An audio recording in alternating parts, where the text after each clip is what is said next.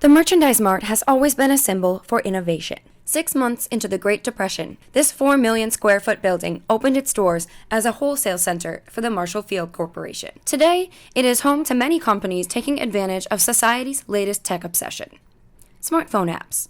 1871 is a working space on the Merchandise Mart's 12th floor. It offers entrepreneurs consulting services and space to collaborate. Many of these startups have only 1 to 3 employees. They are in the beginning stages of development. At DePaul University, the Coleman Entrepreneurship Center is opening a startup incubator similar to 1871 to provide eager students with the advice and confidence they need to get their ideas off the ground. Either reduced rent or free rent at the beginning. Once they get to like a market position and they have margins and so forth, and then we might graduate them out into the real world. DePaul is offering more opportunities for students to collaborate between colleges. New courses focus on developing apps. Tim Cole is a professor of communication who specializes in relationships. Next quarter, he's pairing up with an information technology professor for a course which will pair students with great ideas for businesses with other students who can design and code. One of the things I ask my students is keep a frustration journal. How many times do you get frustrated, and what frustrates you? Can you find a solution to that? Then can you think of a way of developing an application that helps people solve those problems? He cites an example of one student who came up with an app idea based around the relationship between coaches and athletes.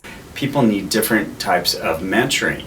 And so he, again, wanted to start his own consulting practice, telling coaches, look, there are different types of athletes who need to hear different things. The best way to bring out this out of your team is to be aware of how people form attachments to their teammates, to use that. So he created a website around this whole idea.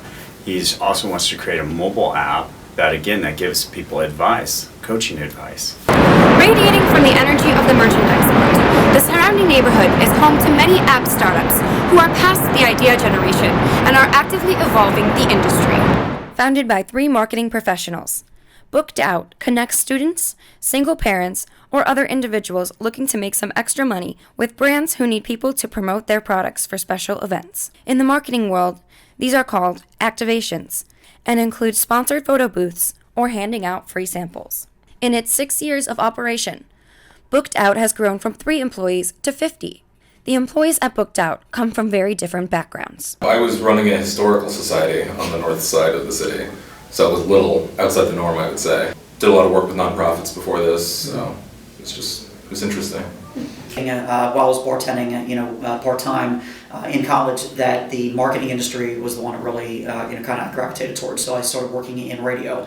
Clear Channel Broadcasting now is what it is. I had a lot of really good mentors growing up in this industry, and kind of the excitement of where I'm at today is because of all that. Booked Out's biggest obstacle is making sure that freelancers who download the app and who create profiles know how to book jobs and act professionally. All the brand ambassadors exactly what to do, and then it's very clear on when the date of the activation is and how much money that they're going to make, and it's in Chicago.